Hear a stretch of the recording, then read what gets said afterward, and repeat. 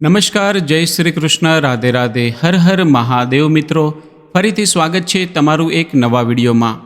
કહેવાય છે કે બુદ્ધિ મોટી કે ભેંસ, પણ કેટલાક લોકો એવા હોય છે જેમાં ન તો બુદ્ધિ મોટી હોય છે ન ભેંસ, અને તેમ છતાં નસીબ એવું કે ખુદ યમરાજને પણ પરેશાન કરી દે. તો તૈયાર થઈ જાઓ એક એવી કહાની માટે જ્યાં મૂર્ખતા અને સમજદારીની જબરજસ્ત ટક્કર થવાની છે. મિત્રો, વિડીયોમાં આગળ વધતા પહેલાં તમને વિનંતી છે કે વિડીયોને લાઇક અને શેર કરી ચેનલને સબસ્ક્રાઇબ જરૂર કરી દેજો તથા કમેન્ટ બોક્સમાં હર હર મહાદેવ જરૂર લખી દેજો. કહાની શરૂ થાય છે એક નાના ગામમાં, જ્યાં એક ખૂબ જ સીધો સાદો અને થોડો મૂર્ખ પ્રકારનો એક વ્યક્તિ રહેતો હતો, જેનું નામ હતું ભોલો. ભોલાનું જીવન ખૂબ જ સાદું હતું. સવારે ખેતરોમાં કામ કરવું, બપોરે ગામના ચોક પર ગપ્પા મારવા અને સાંજે ઘરે પાછું ફરીને રોટલો છાશ ખાઈને આરામથી સૂઈ જવું. ભોલાની સૌથી મોટી ખાસિયત હતી કે તે દરેક વાતને દિલથી લગાવી લેતો હતો, ભલે તે મજાક જ કેમ ન હોય. અને સૌથી મોટી ખામી હતી કે તે ક્યારેય વસ્તુઓની ઊંડાઈમાં નહોતો જતો, બસ ઉપરથી જોઈને માની લેતો હતો. એક દિવસ જ્યારે ગામમાં ધૂમધકતો તડકો આગ વરસાવી રહ્યો હતો અને લોકો ઝાડની છાયામાં આરામ કરવા લાગ્યા હતા, ત્યારે ભોલાના દરવાજે એક અજીબ અવાજ થયો. અવાજ એવો હતો જાણે કોઈ ભારે લોખંડની લાકડીથી દરવાજો ખખડાવતું હોય. ભોલાએ જ્યારે દરવાજો ખોલ્યો તો સામે એક અજીબો ગરીબ દ્રશ્ય હતું. એક ઊંચો પહોળો ચમકતી આંખોવાળો સોનાનો મુગટ પહેરેલો વ્યક્તિ ઊભો હતો, જેના હાથમાં ચમકતું ફરસ હતું અને ખભે અદ્ભુત રૂબાબ હતું. ભોલો કંઈ પૂછે તે પહેલાં તે ગંભીર અવાજે બોલ્યો, ભોલા, યમલોકથી તને તેડું આવ્યું છે, તરત જ ચાલવું પડશે. ભોલો અવાક થઈ ગયો, પણ તેમ છતાં પોતાની આદત મુજબ તેણે મૂર્ખાઈભરી હસી સાથે પૂછ્યું, પણ માય બાપ, હું તો હજી જીવું છું, તો મને શા માટે બોલાવવામાં આવ્યો? તે રહસ્યમય વ્યક્તિ ગંભીરતાથી હસ્યો અને બોલ્યો, આ કોઈ સામાન્ય તેડું નથી ભોલા, તને એક ખાસ કારણસર બોલાવવામાં આવ્યો છે. ભોલાને કાંઈ સમજાયું નહીં, પણ તેણે વિચાર્યું કે કદાચ ભગવાન તેને ઇનામ આપવા બોલાવી રહ્યા છે, કારણ કે ગયા મહિને તેણે ગામના કૂવામાંથી એક બકરી બચાવી હતી. ભોલાએ વધુ વિચાર્યા વિના પોતાની લાકડી ઉપાડી, ગંદા ચંપલ પહેર્યા અને તે રહસ્યમય વ્યક્તિ સાથે ચાલી નીકળ્યો. રસ્તામાં જ્યારે તે બંને હવામાં તરતા, વાદળોને ચીરતા, અજીબ પ્રકાશમાં ઉપર જઈ રહ્યા હતા, ત્યારે ભોલો ડરના માર્યો થરથર કાંપી રહ્યો હતો. પણ તેમ છતાં તેના મનમાં ક્યાંક ને ક્યાંક આશા જાગી રહી હતી કે કદાચ તેને કોઈ મોટા રાજ્યનો હિસ્સો બનાવવામાં આવી રહ્યો છે. આખરે તેઓ એક વિશાળ દરવાજા સમક્ષ પહોંચ્યા, જે ચમકતા સોનાથી બનેલો હતો અને તેના પર લખેલું હતું યમલોક કાર્યાલય. દરવાજો પોતાની મેળે ખુલ્યો અને અંદરનું દ્રશ્ય જોઈને ભોલાની આંખો ચકરાઈ ગઈ. અંદર એક વિશાળ સિંહાસન પર બેઠેલા હતા સ્વયં યમરાજ, જેમના ચહેરા પર ગુસ્સો અને જિજ્ઞાસાનું અજીબ મિશ્રણ હતું. તેમનો હાથ ભારે ગદા પર ટેકેલો હતો અને તેઓ ભોલાને એકીટશે જોઈ રહ્યા હતા, જાણે કોઈ ગૂઢ રહસ્ય ઉકેલવાની કોશિશ કરતા હોય. આખા હોલમાં સન્નાટો હતો, ફક્ત ભોલાના ધડકતા દિલની ધમકનો અવાજ સંભળાતો હતો. યમરાજે ગરજતા અવાજે કહ્યું, ભોલા, તને યમલોક એટલે નથી બોલાવવામાં આવ્યો કે તારું મૃત્યુ થઈ ગયું છે, પણ એટલે કે તારા કર્મ એટલા વિચિત્ર છે કે સ્વર્ગ અને નરક બંનેના દરવાજા તારા માટે મૂંઝવણમાં પડી ગયા છે. ભોલો તો કંઈ સમજી શક્યો નહીં. તે વિચારવા લાગ્યો, કર્મ? મેં તો બસ ખેતરો ખેડ્યા, ઘોડા ઉગાડ્યા અને ક્યારેક બકરી સાથે વાતો કરી. આમાં કેવું વિચિત્ર કર્મ? યમરાજે એક કાગળ કાઢ્યો, જેમાં ભોલાના આખા જીવનના કર્મોની યાદી હતી. ક્યારેક તેણે ગધેડાને પંડિત સમજીને આરતી ઉતારી હતી, ક્યારેક ભૂતોને પ્રસાદ ચઢાવી દીધો હતો અને ક્યારેક ગામની શાળામાં ભૂલથી બાળકોને ઉલટું જ્ઞાન આપી દીધું હતું. ભોલાના કર્મ એવા હતા કે તેને ગણતા ગણતા યમદૂતો પણ ચકરાઈ ગયા હતા. યમરાજે ગંભીરતાથી કહ્યું, હવે તારી પરીક્ષા થશે ભોલા. જો તું આમાં સફળ થઈશ તો તને વરદાન સાથે પૃથ્વી પર પાછો મોકલવામાં આવશે, પણ જો નિષ્ફળ ગયો તો તારા આત્માને અનંત બ્રહ્મમાં મોકલી દેવામાં આવશે, જ્યાં ના સ્વર્ગ છે ના નરક, બસ અનંત મૂર્ખતાનો મહાસાગર છે. ભોલાના પગ નીચેથી જમીન ખસી ગઈ, પણ તેની ખાસિયત હતી, જ્યારે પણ ડર લાગતો ત્યારે તે વિચાર્યા વિના હસી દેતો, અને આ હસી જોઈને યમરાજના ચહેરા પર એક હળવું હાસ્ય આવ્યું. જાણે તેઓ પોતે પણ આ પરીક્ષાના પરિણામ વિશે નિશ્ચિત ન હોય. કહાની હવે અહીં એક એવા વળાંક પર આવી ગઈ હતી જ્યાં ભોલાએ પોતાની મૂર્ખતાથી જ પોતાને સાબિત કરવાનું હતું, અને આ આખા રહસ્યમાં એક ગહન રહસ્ય છુપાયેલું હતું જેને જાણવા યમરાજ પોતે પણ ઉત્સુક હતા.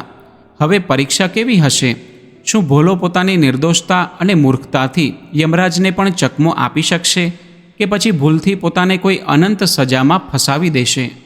ભોલો હવે તે વિશાળ દરબારની વચ્ચોવચ્ચ એક નાની માછલીની જેમ ફસાઈ ગયો હતો. ચારે બાજુ ટગર ટગર જોનારી આંખો, ભારે ભારે હથિયારો ઝાલી રહેલા યમદૂતો અને સિંહાસન પર બેઠેલા તે મહાબલી યમરાજ, જેમની ભુજાઓ એકબીજા સાથે ટકરાતી એટલી ભયંકર લાગતી હતી કે ભોલાના ગળામાંથી તો અવાજ પણ નીકળતો નહોતો. ત્યારે યમરાજે ગળું ખંખેર્યું અને ગરજતા અવાજે બોલ્યા, ભોલા, હવે તારે જીવન અને મૃત્યુ વચ્ચેની પરીક્ષા આપવાની છે. એક એવી પરીક્ષા જે ન તો સરળ છે ન અઘરી, બસ તારો સ્વભાવ જ નક્કી કરશે કે તું શું બનીને પાછો ફરશે. ભોલાએ ખૂબ નિર્દોષતાથી પૂછ્યું, મહારાજ, શું આમાં ચા નાસ્તાની પણ વ્યવસ્થા હશે? રસ્તો લાંબો હશે, પેટમાં ઉંદરો નાચી રહ્યા છે. આખો દરબાર એક પળ માટે સ્તબ્ધ થઈ ગયો. પછી ઘણા યમદૂતોના ચહેરા પર છુપાયેલું હાસ્ય ફેલાઈ ગયું, પણ યમરાજ પોતાની ગંભીરતામાં અડગ રહ્યા, જાણે તેઓ આ પ્રશ્નનો પણ ગહન અર્થ કાઢવાની કોશિશ કરતા હોય. યમરાજે એક ઇશારો કર્યો અને એક સાદી થાળીમાં ભોલા સમક્ષ પેંડા અને દૂધ મૂકવામાં આવ્યું. ભોલો ખાવા માટે આગળ વધ્યો, પણ ત્યારે જ યમરાજે તેને રોકીને ગંભીરતાથી કહ્યું, પહેલી પરીક્ષા શરૂ થઈ ગઈ છે ભોલા. આ ભોજન ખાસ છે. તું ત્યારે જ આ ખાઈ શકીશ જ્યારે તું 3 પ્રશ્નોના જવાબ સાચા આપીશ. ભોલાના હાથ અટકી ગયા, પણ તેનું મગજ હવે ઝડપથી દોડવા લાગ્યું. પ્રશ્નોનો ડર તેને હંમેશાથી હતો. શાળાના દિવસોમાં પણ તે ગણિતના શિક્ષકના પ્રશ્નો સાંભળતા જ બેહોશ થઈ જતો હતો. યમરાજે પહેલો પ્રશ્ન પૂછ્યો, જણાવ ભોલા, સૌથી મોટું સત્ય શું છે? ભોલાએ એક પળ પણ બગાડ્યા વિના જવાબ આપ્યો, મહારાજ, સૌથી મોટું સત્ય એ જ છે કે જ્યારે ભૂખ લાગે ત્યારે બધું સત્ય લાગે, ભલે તે બળેલી રોટલી જ કેમ ન હોય. યમરાજ ચોંકી ગયા. આખી સભામાં ફરી એકવાર ગણગણાટ ફેલાઈ ગયો. કેટલાક યમદૂતો પોતાનું હાસ્ય દબાવતા પાછળ વળી ગયા, અને યમરાજે પોતાનું ભારે માથું હલાવીને ઇશારો કર્યો કે જવાબ આંશિક રીતે સાચો ગણાશે. હવે યમરાજે બીજો પ્રશ્ન પૂછ્યો, જણાવ ભોલા, સૌથી મોટી મૂર્ખતા શું છે? ભોલાએ હસતા હસતા જવાબ આપ્યો, મહારાજ, સૌથી મોટી મૂર્ખતા એ જ છે કે કોઈ ભૂખ્યો માણસ ઉપદેશ સાંભળવા બેસે. યમરાજનું વિશાળ શરીર એક પળ માટે સ્થિર થઈ ગયું. પછી તેમના ચહેરા પર એક અદૃશ્ય હાસ્યની રેખા ઉભરી આવી. યમરાજ પોતે પણ અંદરથી હસી ઉઠ્યા હતા, કારણ કે ભોલાના જવાબો સીધા દિલથી આવતા હતા, પુસ્તકોમાંથી નહીં. પછી આવ્યો ત્રીજો અને સૌથી અઘરો પ્રશ્ન, ભોલા, જણાવ, જીવનનું સૌથી મોટું રહસ્ય શું છે?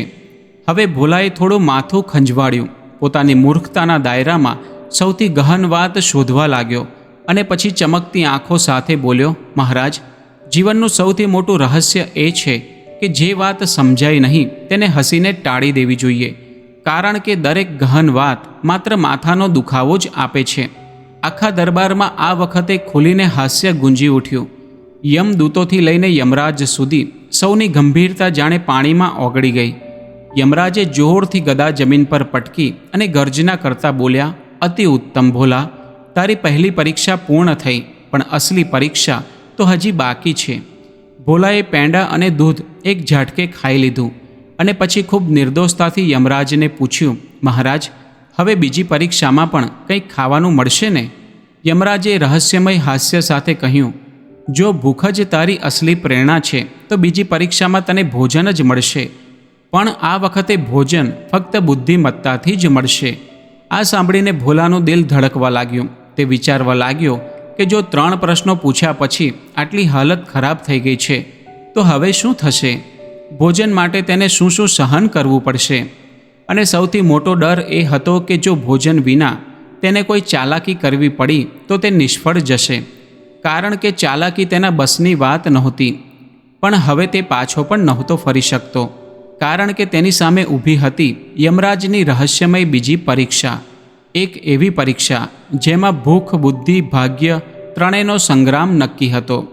કહાની હવે એક એવા વળાંક પર આવી ગઈ હતી જ્યાં ભોલાની નિર્દોષતા, તેની મૂર્ખતા અને તેના અસલી ચરિત્રની ખરી પરીક્ષા થવાની હતી. અને યમરાજ પોતે પણ આ જોવા માટે બેકરાર થઈ ગયા હતા કે આ ભોલાના જીવમાં કોઈ અદ્ભુત રહસ્ય છુપાયેલું છે કે ફક્ત ભોળાપણું. શું ભોલો બીજી પરીક્ષામાં સફળ થશે કે તેનું નસીબ તેને ભૂખથી તડપતો છોડી દેશે? ભોલો હજી થાળીમાં બચેલા છેલ્લા પેંડાનો સ્વાદ જીભ પર અનુભવી રહ્યો હતો ત્યારે યમરાજે પોતાના ભારે અવાજે ફરીથી સભાને ચીરતા જાહેરાત કરી, હવે સમય આવી ગયો છે તે પહેલી વાસ્તવિક પરીક્ષાનો, જે તારા ભાગ્યની દિશા નક્કી કરશે ભોલા. આખો દરબાર એક પળ માટે થંભી ગયો, જાણે હવા પણ થંભી ગઈ હોય, અને ભોલાની ધડકનો તેના કાનમાં ગૂંજવા લાગી. ત્યારે એક ચમકતો વિશાળ દરવાજો પોતાની મેળે ખુલ્યો અને ત્યાંથી બે યમદૂતો બહાર આવ્યા, જે એક ખૂબ મોટી થાળી ઉપાડીને લઈ આવ્યા હતા. પણ તે થાળીમાં કોઈ ભોજન નહોતું, બલકે તેમાં 3 ચમકતા તાળા અને એક ચાવી મૂકેલા હતા. ત્રણેય તાળા અલગ અલગ આકારના હતા. એક નાનું, એક ભારે ભરકમ, અને ચાવીની બાજુમાં એક નાનો પત્ર હતો. ભોલાએ ગરદન લાંબી કરીને પત્ર વાંચવાનો પ્રયાસ કર્યો, અને જેવો તે પત્ર તેના હાથમાં આવ્યો તેણે ખૂબ ધ્યાનથી તે વાંચવા માંડ્યો. તે પત્રમાં લખ્યું હતું, ભોજનની થાળી એક વિશાળ ઓરડામાં બંધ છે, જ્યાં 3 દરવાજા છે. દરેક પર એક તાળું લાગેલું છે. ફક્ત સાચા તાળાને સાચી ચાવીથી ખોલવાથી ભોજન મળશે, નહીં તો દરવાજો ખુલતા જ અજીબ મુસીબતો તૂટી પડશે. ભોલાનું માથું ઠનક્યું. તેને તાળા ચાવીઓનું તો બિલકુલ જ્ઞાન નહોતું. તેનાથી તો પોતાની તૂટેલી ચારપાઈ પણ જાતે ખોલાતી નહોતી. હવે આ યમલોકના તાળા કેવી રીતે ખોલવાના? પણ પછી તેની ફિતરત કામ આવી. ભોલાએ ક્યારેય મુશ્કેલીઓનું વિશ્લેષણ નહોતું કર્યું. તે તો બસ લાગણીઓના ભરોસે ચાલતો હતો. યમરાજે ગહન દ્રષ્ટિથી તેને જોયું અને કહ્યું, યાદ રાખ ભોલા, અહીં બુદ્ધિ કામ નહીં આવે. અહીં તો ફક્ત દિલની વાત સાંભળવાની છે. ભોલાએ ઊંડો શ્વાસ લીધો અને આગળ વધ્યો. વિશાળ ઓરડામાં પ્રવેશતા જ તેણે જોયું કે સામે 3 ભવ્ય દરવાજા ઊભા હતા.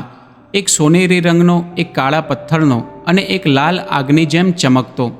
ત્રણેય દરવાજાઓની સામે ભયંકર મૂર્તિઓ બનાવેલી હતી, જે એવી રીતે ઘૂરી રહી હતી જાણે ભૂલ થતાં જ તેને ગળી જશે.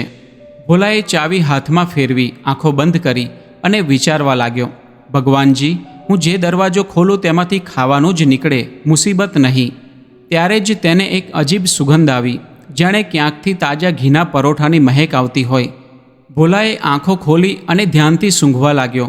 તેનું નાક તેને સોનેરી દરવાજા તરફ ખેંચવા લાગ્યું. તેના મગજે તો તેને ડરાવવાનું શરૂ કર્યું કે આટલો ચમકતો દરવાજો ભ્રમ પણ હોઈ શકે.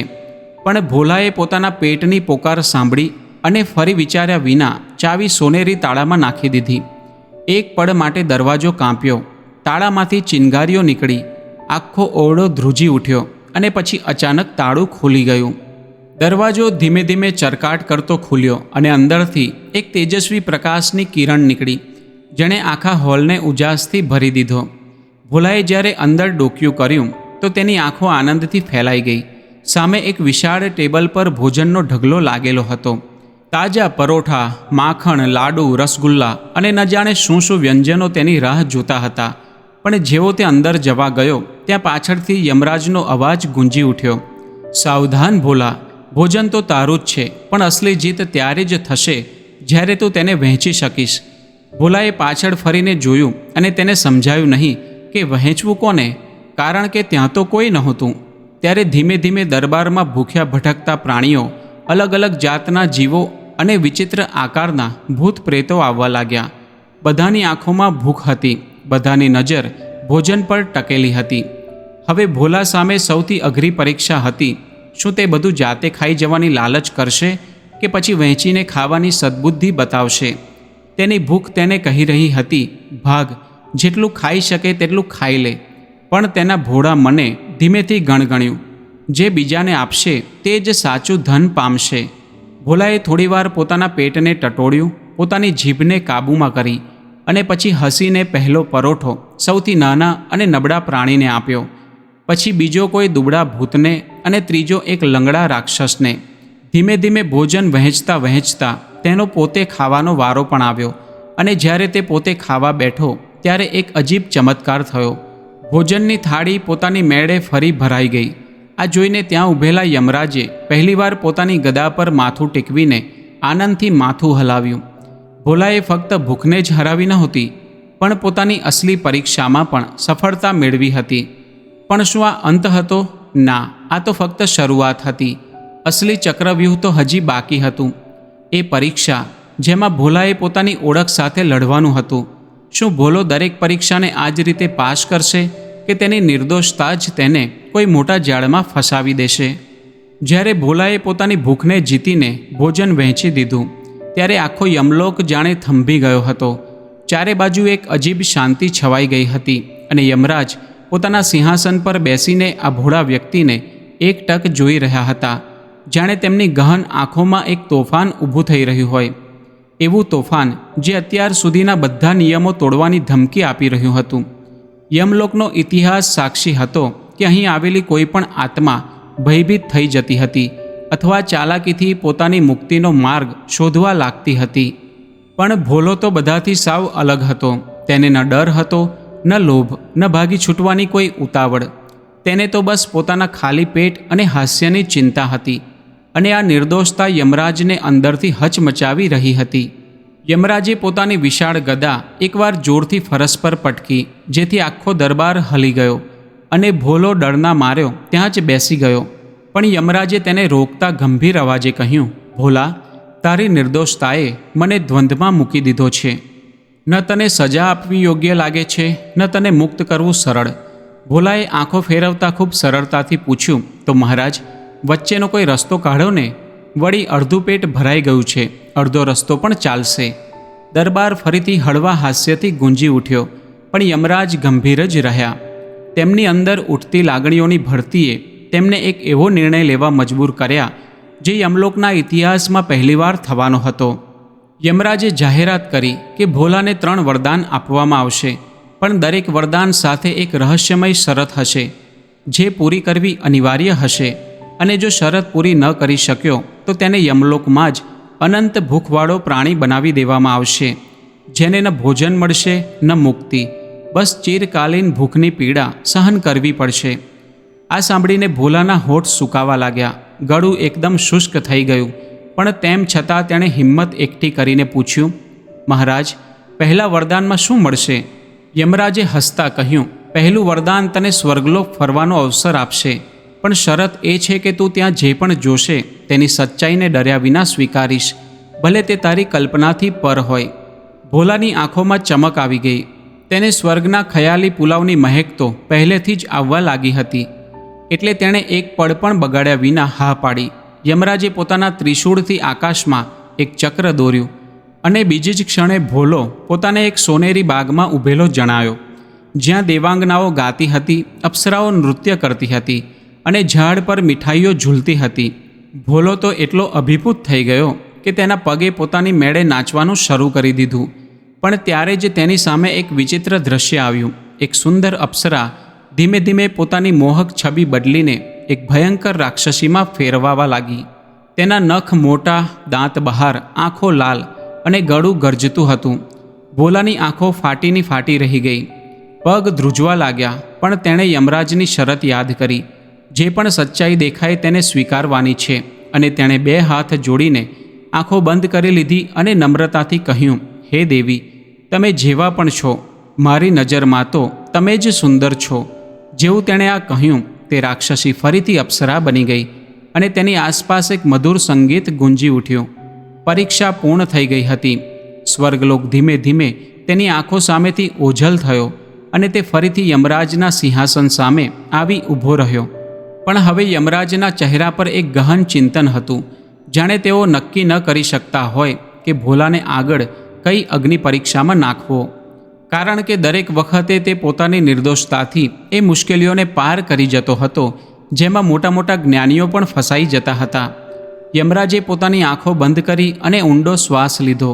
પછી પોતાની ગદાને માથા પાસે મૂકતા બોલ્યા, ભોલા, તારું પહેલું વરદાન સિદ્ધ થયું, પણ આગળની પરીક્ષા હવે વધુ અઘરી હશે. એક એવી પરીક્ષા જેમાં ન તારું ભોજન કામ આવશે, ન તારું નિર્દોષ હાસ્ય, પણ તારે તારી અંદર છુપાયેલી સૌથી મોટી નબળાઈનો સામનો કરવો પડશે.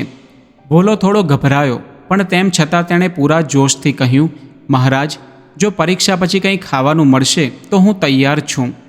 યમરાજ હસી ઉઠ્યા અને દરબારના ખૂણે ખૂણેથી ફરી એકવાર ગુંજારવ થયો. એ અજીબ ગુંજ જે આવનારા તોફાનનો સંકેત આપતો હતો. હવે શું થશે જ્યારે ભોલાને પોતાની સૌથી ગહન નબળાઈનો સામનો કરવો પડશે? તેની ભોળી હસી પાછળ કયો ડર છુપાયેલો છે અને શું તે પોતાની અસલી પરીક્ષામાં પણ સફળ થશે? ભોલો હજી દરબારની વચ્ચોવચ્ચ ઊભો જ હતો કે ચારે બાજુ અચાનક ગાઢ અંધકાર છવાઈ ગયો. એવો અંધકાર જે ફક્ત આંખોને જ નહીં પણ દિલના ખૂણે ખૂણા સુધીને ઝપેટમાં લઈ લે, જેમાં પોતાના જ શ્વાસ અજાણ્યા લાગવા લાગે અને પોતાના જ પગલાં ભારે પથ્થરની જેમ નિર્જીવ લાગે. આખો યમલોક જાણે એક અદૃશ્ય ચાદરમાં ઢંકાઈ ગયો હતો અને ત્યારે જ યમરાજનો ગંભીર અવાજ અંધકારને ચીરતો ગુંજી ઉઠ્યો. ભોલા, હવે સમય આવી ગયો છે તને તારી સૌથી ગહન નબળાઈનો સામનો કરાવવાનો. એ નબળાઈ જે તને જાતે દેખાતી નથી પણ જેણે તને આખું જીવન દગો આપ્યો છે. ભોલાએ ગભરાતા પોતાની આંખો મીચી મીચીને જોઈ, પણ ત્યાં કંઈ દેખાતું નહોતું. ફક્ત તેના ઝડપી થતા ધબકારાનો અવાજ હતો જે તે વીરાન વાતાવરણમાં ગુંજતો હતો. ત્યારે જ અચાનક ધરતી ધ્રુજી. આકાશમાંથી એક ભયંકર આકૃતિ નીચે ઉતરી. અડધો દાનવ, અડધી પરછાઈ, જેનો ચહેરો હુબહુ ભોલા જેવો જ હતો. ફક્ત તેની આંખોમાં નિર્દોષતાની જગ્યાએ એક અજીબ લોભ અને ભય ભરેલો હતો. તેના હોઠ પર ભોળાપણાનું હાસ્ય નહોતું, પણ એક વ્યંગભરી હસી હતી જે ભોલાને ઘૂરતી હોય તેમ લાગતી હતી, જાણે કહેતી હોય, હું તારું અસલી પ્રતિબિંબ છું ભોલા. ભોલો ચોંકી ગયો. તેણે પોતાના જેવા દેખાતા તે ભયાનક પ્રાણીને જોઈને ધ્રુજતા અવાજે પૂછ્યું, તું કોણ છે? પરછાઈ ગરજતા અવાજે બોલી, હું તારો લોભ છું, તારી આળસ છું, તારી મુક્તિથી ભાગવાની આદત છું. હું તારી અંદર છુપાયેલી એ નબળાઈ છું જે તને દરેક વખતે સાચા રસ્તેથી ભટકાવે છે અને આજે હું તને તારી જ સામે હરાવવા આવ્યો છું. ભોલાના પગ નીચેથી જાણે જમીન ખસી ગઈ હતી. તેના શ્વાસ અટકવા લાગ્યા, પણ તેણે પોતાને હિંમત આપી. પોતાના ઢીલા પડતા ઘૂંટણોને કસીને ઊભો રહ્યો અને વિચારવા લાગ્યો કે આ દૈત્યનો સામનો કેવી રીતે કરવો. ત્યારે જ યમરાજે દૂરથી પોકાર્યું, ભોલા, યાદ રાખ, આ દૈત્ય તારી અંદરની નબળાઈનો આકાર છે. આને તલવાર કે યુદ્ધથી હરાવી શકાય નહીં. આને હરાવવો છે તારી હિંમત, તારી સચ્ચાઈ અને તારા આત્મજ્ઞાનથી. ભોલાએ ઊંડો શ્વાસ લીધો અને પોતાની અંદર ડોક્યું કરવાનો પ્રયાસ કર્યો. તેણે વિચાર્યું, સાચું તો એ છે કે હું ક્યારેક મહેનતથી ડરું છું, ક્યારેક જવાબદારીથી ભાગું છું. હું ઘણીવાર વિચારું છું કે કોઈ ચમત્કાર થઈ જાય અને બધું સારું થઈ જાય વિના કંઈ કરે. પણ હવે સમય આવી ગયો છે કે હું પોતાને બદલું. તેની આંખોમાં એક ચમક આવી, તેની પીઠ સીધી થઈ ગઈ અને તેણે પોતાનો અવાજ મજબૂત કરતા તે પરછાઈને કહ્યું, હા, હું તારાથી ડરતો હતો, પણ હવે નહીં. હવે હું તને સ્વીકારું છું અને તેને બદલવાની શપથ લઉં છું. આ સાંભળતા જ પરછાઈ ધ્રુજવા લાગી, તેની આકૃતિ ઝાંખી થવા લાગી અને પછી જોત જોતામાં તે હવામાં ઓગળીને ગાયબ થઈ ગઈ અને ચારે બાજુ ફેલાયેલો અંધકાર પણ એક ઝટકે દૂર થઈ ગયો. યમલોક ફરીથી ઉજાસથી ભરાઈ ગયો અને આખો દરબાર ભોલાની જય જયકારથી ગુંજી ઉઠ્યો. ભોલાની જય હો, ભોલાની જય હો. યમરાજે પોતાના સિંહાસન પરથી ઊભા થઈને ભોલાને નમન કર્યું અને બોલ્યા, ભોલા, તે આજે એ કરી બતાવ્યું જે મોટા મોટા જ્ઞાનીઓ પણ નથી કરી શકતા. તે તારી સૌથી ગહન નબળાઈને ન માત્ર ઓળખી પણ સ્વીકારીને તેના પર વિજય પણ મેળવ્યો અને આ જ સાચી જીત છે. ભોલો શરમાતા શરમાતા પોતાનું માથું ખંજવાળવા લાગ્યો અને હસીને બોલ્યો, મહારાજ, હવે તો ભૂખ પણ મરી ગઈ છે, ડર પણ ગયો. બસ જો કંઈ મીઠું મળે તો વાત બની જાય. યમરાજ હસ્યા અને ભોલા સમક્ષ એક દિવ્ય થાળી પ્રગટ થઈ, જેમાં અમૃત કરતાં પણ મધુર પેંડા અને રસગુલ્લા સજેલા હતા. ભોલાએ ઝડપથી એક પેંડો ઉપાડ્યો અને જેવો તેણે પહેલો કોળિયો મોંમાં મૂક્યો, આખી સભા ફરીથી તાળીઓના ગડગડાટથી ગુંજી ઉઠી. પણ શું અહીં ભોલાની યાત્રા ખતમ થઈ ગઈ? ના મિત્રો, હજી એક આખરી વળાંક બાકી હતો. એક એવો બીજો વળાંક જ્યાં યમરાજ પોતે એક પરીક્ષામાં પડવાના હતા. શું ભોલો ખરેખર યમલોકમાંથી પાછો ફરી શકશે કે કોઈ નવી શરત તેનો રસ્તો રોકી લેશે? જાણવા માટે તૈયાર થઈ જાઓ. ભોલો હવે જાણે વિજયનો સેનાપતિ હોય તેમ છાતી તાણીને ઊભો હતો. દરબારના ખૂણે ખૂણેથી તેની જયકારનો ગુંજારવ થઈ રહ્યો હતો. દેવદૂતો પણ તાળીઓ વગાડી રહ્યા હતા અને અપ્સરાઓ હળવું હળવું હાસ્ય વેરી રહી હતી. પણ આ ચમકદમક વચ્ચે યમરાજની આંખોમાં એક અજીબ દ્વંદ્વ સ્પષ્ટ દેખાતું હતું. એવું દ્વંદ્વ જે એક રાજાને ન્યાય કરતા પહેલાં અંદરથી તોડી નાખે. યમરાજ જાણી ચૂક્યા હતા કે ભોલો હવે કોઈ સામાન્ય પ્રાણી નથી રહ્યો. તે આત્મજ્ઞાનની અગ્નિમાં તપીને એક બહાદુર આત્મા બની ગયો હતો. પણ એ જ ભોલો જે એક પળમાં ભૂખના રોદણા રડી શકતો હતો, તેને હવે આ સ્વર્ગીય દરબારમાંથી વિદાય આપવું યમરાજ માટે પણ સહેલું નહોતું. યમરાજે પોતાના વિશાળ સિંહાસન પરથી ઊભા થઈને ગગનભેદી અવાજે જાહેરાત કરી, ભોલા, આજે તેં જે સાધના કરી છે તેના ફળ સ્વરૂપે તને 3 રસ્તા પસંદ કરવાનો અધિકાર આપવામાં આવે છે. સમજી વિચારીને નિર્ણય લે, કારણ કે એકવાર નિર્ણય લીધો તો પાછું ફરવું શક્ય નહીં હોય. દરબારમાં ફરીથી એક ગુંજારવ દોડી ગયો. બધાના શ્વાસ અટકી ગયા. ભોલાએ આંખો ફાટીને યમરાજ તરફ જોયું. તેને કંઈ સમજાયું નહીં કે આ 3 રસ્તા કયા હોઈ શકે. એટલે તે ભોળાપણે બોલી ઉઠ્યો, મહારાજ, પહેલાં તમે રસ્તાઓ તો જણાવો, પછી વિચારીશું કે કયો મીઠો છે અને કયો ખાટો. યમરાજ હસ્યા અને બોલ્યા, પહેલો માર્ગ છે સ્વર્ગલોકનું કાયમી વાસ. અહીં તું કોઈ ચિંતા વિના હંમેશા આનંદમાં રહી શકે છે. ઝાડ પરથી મીઠાઈઓ તોડી શકે છે અને રોજ અમૃતનો ભોગ લગાવી શકે છે. બીજો માર્ગ છે પૃથ્વીલોકમાં પુનર્જન્મ, પણ આ વખતે તું જ્ઞાન અને વિવેક સાથે જન્મશે, પોતાનો અને બીજાનો ઉદ્ધાર કરશે.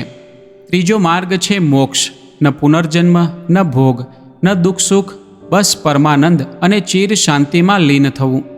ભોલો વિચારવા લાગ્યો, સ્વર્ગ તો સારું છે, પણ રોજ મીઠાઈઓ ખાઈને ક્યાંક પેટ ન બગડે. પુનર્જન્મનો મતલબ ફરીથી શાળા, હોમવર્ક અને વણમાગ્યું કામ કરવું પડશે. અને મોક્ષનો તો બરાબર અર્થ પણ સમજાતો નથી. ખાવા પીવા વિના બસ બેસી રહેવું, એ પણ હંમેશ માટે? ના બાબા ના. આખો દરબાર તેની બેચેની જોઈને હસી રહ્યો હતો. એટલે સુધી કે યમરાજ પણ પોતાની ગદા જમીન પર ઠોકતા ઠોકતા હસવાનું રોકી શક્યા નહોતા. પછી ભોલાએ ચપટી વગાડતા કહ્યું, મહારાજ, શું ચોથો રસ્તો પણ હોઈ શકે, જેમાં ક્યારેક સ્વર્ગની સૈર, ક્યારેક પૃથ્વીની મસ્તી અને ક્યારેક મોક્ષની નીંદ મળતી રહે? યમરાજ ખડખડાટ હસી પડ્યા. ભોલા, તારી બુદ્ધિ ખરેખર નિરાળી છે, પણ દુર્ભાગ્યે નિયમ છે. કોઈ ચોથો રસ્તો નથી. હવે નિર્ણય કર. ભોલાએ આંખો બંધ કરી પોતાના દિલને પૂછ્યું, શું હું એ જ ભોલો રહું જે બસ ખાવા પીવા પાછળ દોડતો રહ્યો, કે હવે કંઈક અલગ કરું? એક પળ માટે દરબારમાં એવી શાંતિ છવાઈ ગઈ કે લાગતું હતું કે સમય પણ પોતાની ગતિ રોકીને સાંભળી રહ્યો હોય. પછી અચાનક ભોલાએ આંખો ખોલી. તેના માથે દ્રઢતાનો તેજ ચમકતો હતો અને તેણે યમરાજ તરફ જોઈને નિશ્ચયપૂર્વક કહ્યું, મહારાજ, હું પુનર્જન્મ પસંદ કરું છું. આ વખતે સમજદારીથી જીવવા માટે, મહેનત કરવા માટે અને સાચા અર્થમાં ખુશીઓ વહેંચવા માટે. આખો યમલોક તાળીઓથી ગુંજી ઉઠ્યો. યમરાજે ગદગદ થઈને પોતાનો આશીર્વાદ આપ્યો, જા ભોલા, તારું જીવન સફળ થાઓ. પૃથ્વી તારા જેવા સરળ અને સમજદાર પ્રાણીનું સ્વાગત કરશે. અને પછી શું? યમરાજે પોતાની ગદાથી એક ચમકતી રેખા દોરી, જેમાંથી એક સોનેરી દ્વાર પ્રગટ થયું અને ભોલો હસતો હસતો પોતાની એ જ નિરાળી ચાલમાં લહેરાતો, ગુંજન કરતો ફરીથી ધરતી તરફ આગળ વધી ગયો. પણ મિત્રો, કહેવાય છે ને, જે એકવાર શીખે છે તે ફરી એ જ જૂની ભૂલો નથી કરતો. પણ આ ભોલો છે, તેની કહાની તો હવે શરૂ થઈ રહી હતી, એક નવા રંગમાં, એક નવા ઢંગમાં. કારણ કે ભોલાની અંદર હજી પણ ક્યાંક ને ક્યાંક એ નાનકડો બાળક છુપાયેલો હતો, જે સૌથી પહેલાં ખાવાની ચિંતા કરતો હતો. તો આ હતી ભોળા સ્વભાવના ભોલાની કહાની. તો મિત્રો, આ કહાની તમને કેવી લાગી? તમારા વિચારો અમને કોમેન્ટમાં જરૂર જણાવજો. અને હા, આવી જ હૃદયસ્પર્શી અને પ્રેરણાત્મક કહાનીઓ માટે અમારી ચેનલને સબસ્ક્રાઈબ કરવાનું ન ભૂલતા. અને આ વિડીયોને શેર કરી એક પ્રેમભરી લાઈક જરૂર આપજો. ચાલો ફરી મળીશું એક નવી કહાની સાથે. ત્યાં સુધી હિંમતથી જીવો અને પ્રેમથી જોડાયેલા રહો. જય શ્રી કૃષ્ણ. હર હર મહાદેવ.